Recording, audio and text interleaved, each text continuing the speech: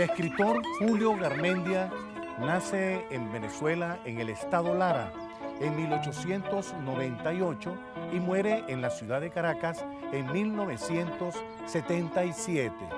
Hoy nos vamos a referir a un maravilloso cuento de este autor venezolano, como lo es Manzanita. Manzanita es un cuento de una magia increíble. No olvidemos que Julio Garmendia es una de las máximas figuras en Latinoamérica del cuento fantástico. Allí está Manzanita en su cajoncito por allí en un rincón y Manzanita se encuentra muy deprimida. Ahora, Dios mío, uno dice, pero ¿por qué Manzanita estará tan deprimida?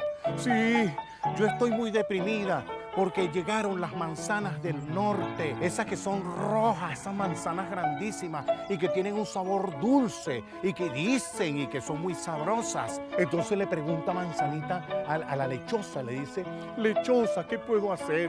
Tranquilidad, Manzanita, hay que llevar las cosas con cuidado. Hay que tener mucha tranquilidad. Entonces Manzanita le dice, ¿y tú, amigo Coco, qué me dices? Tú que caes desde las alturas, desde tu mamá y caes contra las piedras. Y en lugar de quebrarte tú, se parten son las piedras. No te equivoques conmigo, Manzanita. Yo no es que sea tan duro así. Soy duro por fuera. Pero si tú me revisas por dentro, soy muy tierno y tengo mucha agua. Saladita como las lágrimas que estás derramando ahora. Yo tengo la piel también así un poco porosa, pero cuando me quitan la piel, soy cremoso, soy como una mantequilla, soy cremoso, suave, suave, delicioso. Dice el mango, mira, nosotros siempre nacimos ahí en el árbol, en las alturas. Nosotros somos frutas de alturas, no como esas que están allá abajo, mira esas piñas. Entonces así llega el Coco y dice, un momentico, vamos a poner orden aquí en esta frutería. Vamos a hacer lo siguiente, tenemos que organizarnos para que no nos pase como Manzanita, porque si seguimos así, vamos a tener mangos del norte, cocos del norte, lechosas del norte, melones del norte, y entonces nosotros nos vamos a quedar aquí, dice el Coco, y pone orden en aquel asunto. Entonces llega el cambur, dice, mire, si ustedes no han revisado mi apellido acaso, yo soy Cambur Manzano. Yo vengo siendo pariente de las manzanas del norte. Entonces así mismo dicen los tomates. Sí, nosotros también. Fíjense la forma que tenemos nosotros los tomates. Nosotros nos parecemos mucho a las manzanas del norte. Venimos siendo parientes lejanos. Entonces el Coco dice, bueno, vamos a ver qué hacemos. O nos organizamos o vemos a ver qué pasa en esta frutería. Manzanita continuó triste, deprimida. Dios mío, nadie me busca. Nadie se fija en mí. ¿Qué hago? Se duerme Manzanita y comenzó a volar en un sueño. Se queda dormida y siente que muere, siente que la están enterrando, que le tiran mucha tierra encima y está asfixiada y asfixiada con toda la tierra y todo. Entonces dice, ay, me estoy muriendo, Manzanita. Y entonces llega cuando la entierran, está un gusanito por allí y le dice, Manzanita, Manzanita, vuelve a la frutería. Vuelve a la frutería que todavía te puede salvar. ¿Y por qué, gusanito y todo? No, las manzanas del norte no aguantan las temperaturas calurosas. Tú sí, Manzanita, tú sí aguantas el calor, aguantas el sol del trópico. Entonces ella se emociona y se devuelve y empieza a quitarse la tierra y se va para la frutería. Todas las frutas se alegran. Regresó Manzanita. Sí, el gusano me dijo que las manzanas, sí, Manzanita, que las manzanas del norte están allí. Mira cómo están todas podridas. En una de esas mira hacia una nevera y ve que las manzanas del norte se han salvado como 2 o 3. Entonces llega una señora y dice, entra a la frutería y le dice al señor, mire señor, por favor, quiero unas manzanas. Entonces el señor le dice, bueno, ahí nos quedan, son 3 en la nevera que tenemos ahí. No, yo no quiero manzanas de esas, yo quiero manzanas de las otras, de las pequeñitas. Cuando Manzanita escuchó eso, eso fue una emoción muy grande. Alguien vino a buscarme. Y allí Manzanita se alegra y se alegran todas las frutas, se alegran todas las frutas de la frutería y entonces se arma aquella gran fiesta. Toda la fruta, la lechosa, el melón y comienzan a bailar. Así pues que los invito a encontrarse y a dialogar con Manzanita de nuestro siempre recordado y querido escritor venezolano Julio Garmendia.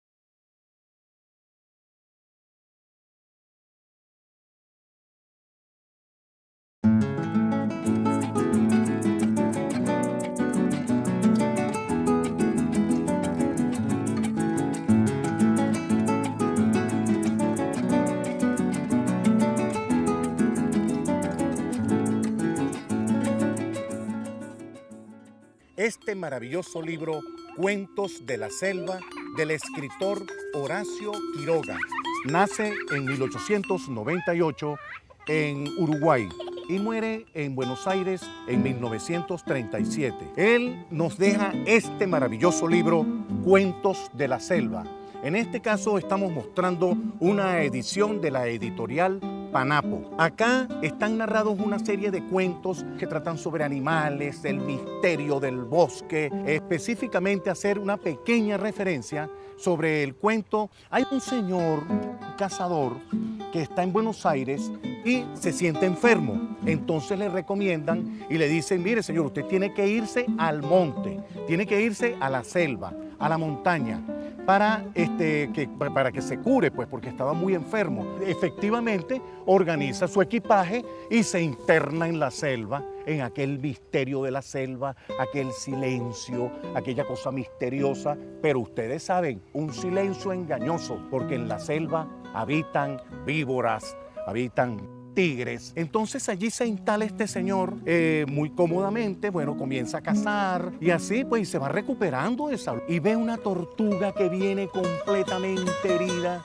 con el cuello destrozado porque había sido atacada por un tigre. Aquella tortuga triste, moribunda, se le acerca al cazador, a este señor que está allí. Este señor, siendo cazador, teniendo una escopeta en la mano, al ver, y con hambre además, al ver aquel animal completamente herido, así desmayado completamente, entonces en lugar de comérselo, porque así hacen los cazadores con los animales, lo que hizo fue cuidar a la tortuga. Así que la alimentó, se quitó su camisa, la utilizó como vendaje y fue curando a la tortuga poco a poco, la fue alimentando, cuidándola, así hasta que la tortuga se recupera. Pero cuando la tortuga se recupera, escucha a aquel hombre que cae de una fiebre enorme y comienza a delirar y dice agua, agua, porque está delirando con la fiebre. Entonces la tortuga escucha los gritos de aquel hombre que está cerca de allí. Entonces se acerca aquel hombre y le trae agua. La tortuga entonces lo atiende con alimento, le trae el agua, prácticamente le dedica bastantes semanas a recuperar a aquel hombre. Al ver que no se recupera, la tortuga organiza un lecho con juncos, con bejucos, con raíces y todo, y se lo coloca en el lomo, en el caparazón, y comienza el gran viaje. Comienza a llevarse a aquel hombre gritaba agua, agua en el delirio de la fiebre, y la tortuga se detenía a mitad de camino, buscaba un pequeño lago y así lo fue llevando y viajaron semanas y semanas hasta que por fin la tortuga, casi agotada, casi que no podía más, llega a un lugar y se queda, pero observa así hacia un lateral, observa un resplandor. Entonces se queda mirando aquel resplandor, casi moribunda, así de cansancio, con el cazador, con el hombre, aquí en el caparazón, delirante. Sorpresivamente llega un ratón y entonces le dice, mira tortuga, chica, ¿y a ti qué te pasa? Estás así como moribunda, cansada, ¿qué haces ahí contemplativa? Entonces la tortuga le dice, no, estoy muy cansada, traigo a este hombre y he viajado semanas tras semanas y este hombre viene muy enfermo. Si no llego a Buenos Aires, creo que ambos vamos a morir. Entonces le dice el ratón, pero bueno, tortuga, tú sí eres sonsa, ¿vale? Tú no te estás dando cuenta que estás aquí cerca de Buenos Aires. Ese resplandor que estás viendo ahorita, ese es Buenos Aires. Entonces la tortuga se entusiasma y entonces saca energía de donde no tiene y sigue hasta que entra en las calles de Buenos Aires y se encuentra con un señor que es el dueño del zoológico, que por casualidad conoce al señor que trae allí arriba, al cazador que viene herido, y dice, Dios mío, ¿qué le pasó a este señor? Y lo atienden inmediatamente y lo curan, y a la tortuga también la llevan al zoológico y la recuperan y la atienden. Este cuento es un cuento extraordinario porque nos dice Horacio Quiroga, por eso es que hoy en Buenos Aires, en el zoológico, usted puede ver a la tortuga. Ambos se hicieron amigos inseparables. Así que les recomiendo la lectura de este libro, Cuentos de la Selva, de nuestro querido escritor uruguayo Horacio Quiroga.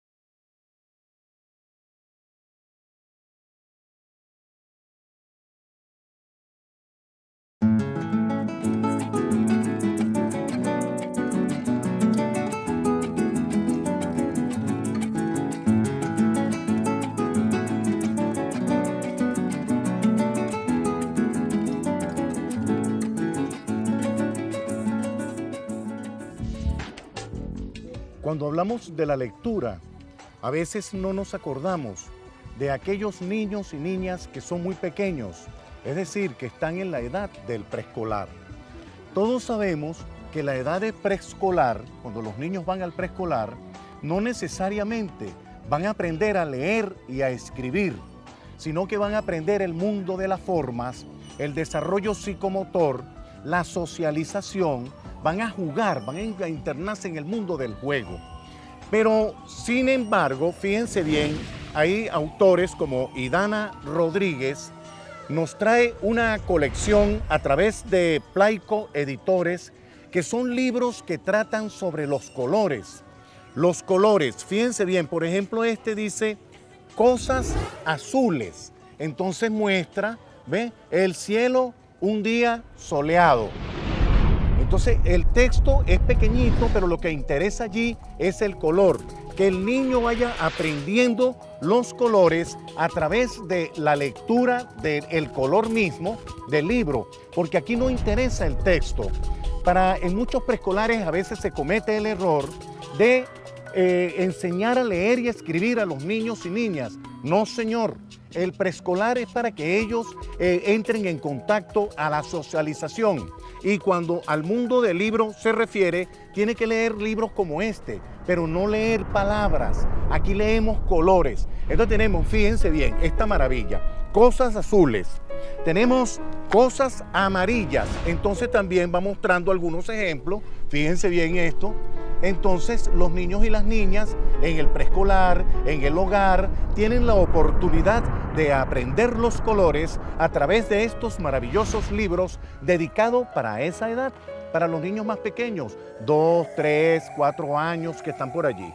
Fíjense bien, además de cosas amarillas, cosas azules, tenemos cosas verdes. Entonces aquí el libro, fíjense bien, en la grama un sapo cubierto de verrugas. Vean esta maravilla. Entonces así vamos haciendo el recorrido de las páginas y nos va mostrando donde aparece, fíjese, en el río un lagarto con muchas arrugas. Entonces nos muestra el lagarto verde con muchas arrugas y entonces los niños y las niñas van disfrutando del mundo del color, van disfrutando de un libro porque esta es una manera de leer, pero están leyendo son los colores. Asimismo tenemos otro que son las cosas rojas. Entonces aquí nos habla un tomate en una ensalada. Fíjense esta maravilla, ese hermoso tomate rojo completamente. Entonces allí el niño aprende el color con la ayuda, ¿verdad?, de su madre, de sus padres, de los educadores y las educadoras. Les va indicando, mire, este es el tomate completamente rojo. Entonces está en este libro. Otra característica que quiero acotar sobre estos libros, sobre esta maravillosa edición que hace Plaico Editores, es el material con que está elaborado el libro. Este es un material prácticamente impermeable para que los niños jueguen con él. ¿Ven? Aquí está, es un libro, está hecho con un material bastante consistente, fíjense. No son páginas endebles, es como especie de un cartón. Entonces, estos son libros adecuados a la edad de los niños, pues precisamente niños y niñas que tienen 2 años, 3 años, y esa es la manera como los podemos ir acercando a esos niños al mundo de los libros, al mundo del color, con estas maravillosas ediciones de personas que se preocupan por esa edad, porque muchas veces para algunas editoriales pareciera ser que los niños es cuando están en primer grado que saben leer y escribir cuando deben leer. No, señor, hay libros para los niños más pequeños. Aquí están cosas amarillas, cosas azules, cosas verdes, cosas rojas y muchas tantas cosas más que viajan a través del color con esta maravillosa colección que nos trae Plaico Editores.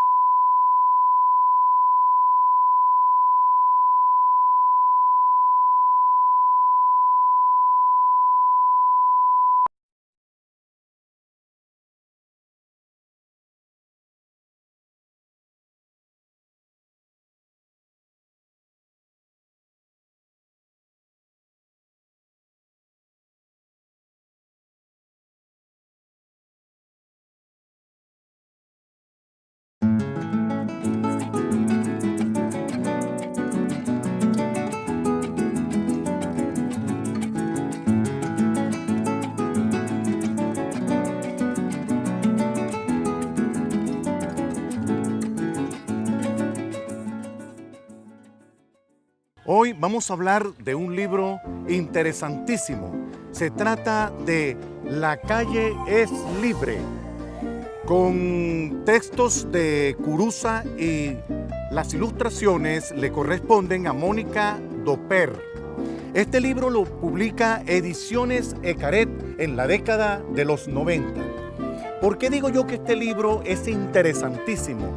Porque está narrado, por supuesto, un libro escrito para niños y niñas, pero lo podemos leer todos, todas las venezolanas, todos los venezolanos, porque se trata de un cuento, pero es un relato que tiene que ver a su vez con un testimonio, porque esto sucedió en San José de la Urbina. Allí se reúnen unos niños preocupados, niñas y niñas, adolescentes, preocupados porque no tienen lugar donde jugar las metras, donde jugar el fútbol, el béisbol. Entonces molestaban a los vecinos con los balones, con las pelotas y con todo eso. Entonces ellos cada vez que les reclamaban, les decían: señores, papá, mamá o vecino, la calle es libre, defendiendo su lugar. Entonces se reunieron como especie de un comité. Se reunieron en la Biblioteca Pública de la Urbina. Entonces el bibliotecario los orientó, que era lo que tenían que hacer, hacia dónde tenían que ir, y entonces ellos dicen, vamos a organizarnos en un grupo para ir al Consejo Municipal y participarle a las autoridades del Consejo Municipal para que nos hagan un parque para poder jugar. Entonces esto es una lucha divina que establecen porque hay discusiones, hay conversaciones, acuerdos, desacuerdos, hasta que logran dirigirse al Consejo Municipal. Los padres muy preocupados decían, ¿y para dónde se nos fueron estos muchachos? ¿Y estas muchachas para dónde están? Que nos dejaron aquí, no nos dijeron para dónde iban.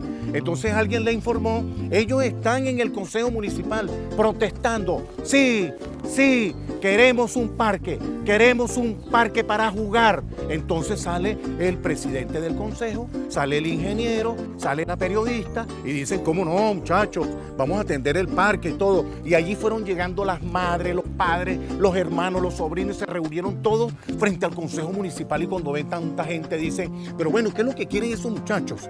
Que están provocando ahí un desorden, están como malcriados. Entonces dicen, no señor, le dice una señora por allá, ellos lo que quieren es un parque, un lugar para jugar. Entonces el señor del Consejo Municipal les dice, bueno, vamos a visitarlos, ¿cómo no? Vamos a visitarlos para allá para que le hagamos el parque. Sin embargo, fue la periodista nada más y saca una noticia. Estos muchachos completamente decepcionados porque las autoridades del Consejo Municipal no fueron allá a ver el lugar donde estos niños querían el parque. Entonces lograron reunirse en la biblioteca y se pusieron todos de acuerdo. Los padres, los representantes, los vecinos, los amigos, y dijeron, bueno, ¿y nosotros por qué no nos reunimos todos, chicos, y construimos ese parque para los muchachos? Dijo una señora, claro que sí, aquí hay materiales, aquí hay albañiles, aquí hay carpinteros. Y así se da y construyen el parque en La Urbina, en San José de La Urbina. Los niños entonces, hoy en día, desde los años 90 para acá, tienen un lugar para jugar fútbol, para jugar béisbol, para jugar trompo, las metras, la perinola, y gritar y cantar así como ellos quieren hacerlo, porque es un mundo para el juego. Así es, señores, La Calle es Libre, editado por Ediciones Ecaret.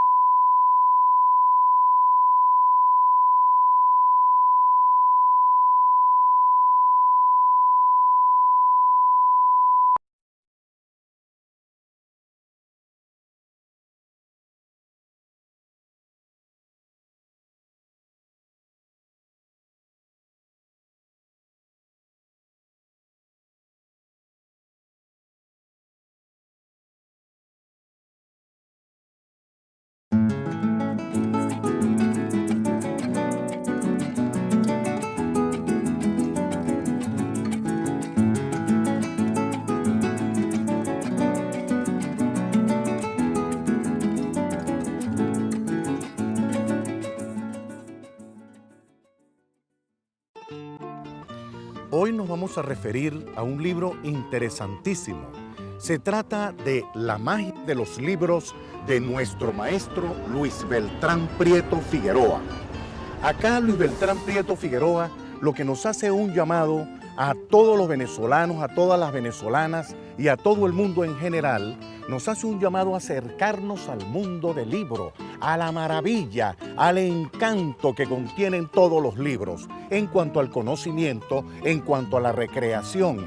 Así, él dice algunas cosas que no le entendamos así como precisamente un mensaje ni un consejo, sino más bien que él le recomienda, sobre todo a los educadores, a las educadoras, que no limiten a sus niños, a sus alumnos, a sus alumnas, a los libros de texto solamente. Él dice, existen otros tipos de lectura que son interesantes. Por ejemplo, las lecturas recreativas, lo que tenga que ver con el cuento, con las novelas, con la poesía. Él dice, esas son lecturas interesantísimas. Así que le recomienda a los maestros no se concentren simplemente en los libros de textos, que por supuesto son necesarios para la formación de los alumnos y de las alumnas. Pero hay otro elemento interesantísimo, que es el mundo amplio de los libros. Los libros no se resumen simplemente a los libros de texto, a los libros de enseñanza solamente, sino también libros que tienen que ver con la imaginación, con la fantasía, con la recreación. Y a eso nos refiere el maestro Prieto Figueroa. Por ejemplo, él dice que hay algo fundamental: fomentar, fundar bibliotecas infantiles. ¿A qué? A encontrarse con el mundo maravilloso de los libros, con la magia de los libros que el mismo Luis Beltrán Prieto Figueroa nos dice allí. Entonces, ¿qué otra cosa, elemento interesante encontramos en este libro? Él dice también que la motivación a la lectura, el acercamiento al libro, comienza por el hogar, comienza por la escuela. Y así sucesivamente el niño o las niñas, después de cumplir sus tareas, digamos, académicas, tienen la oportunidad de viajar, de soñar a través de los libros, de esos maravillosos libros, de esos maravillosos cuentos, la poesía, por ejemplo. Entonces, él así nos va haciendo un llamado y nos dice también cuál es el valor cultural que tienen las bibliotecas. Por ejemplo, yo tengo una cita acá que creo oportuno señalársela a todos ustedes. Fíjense bien, las bibliotecas deben ser organismos vivientes al servicio de la cultura, no museos donde todo permanece estático, sino más bien hervideros de ideas. Es decir, las bibliotecas, los sitios donde están los libros, deben ser lugares para la conversación, para la tertulia, para el comentario, comentar las lecturas. Es decir, él dice, si un educador no es lector, no lee, entonces, ¿qué lectura le puede recomendar a sus alumnos? Entonces, esa es una pregunta, ese es algo allí que está para la reflexión más que todo.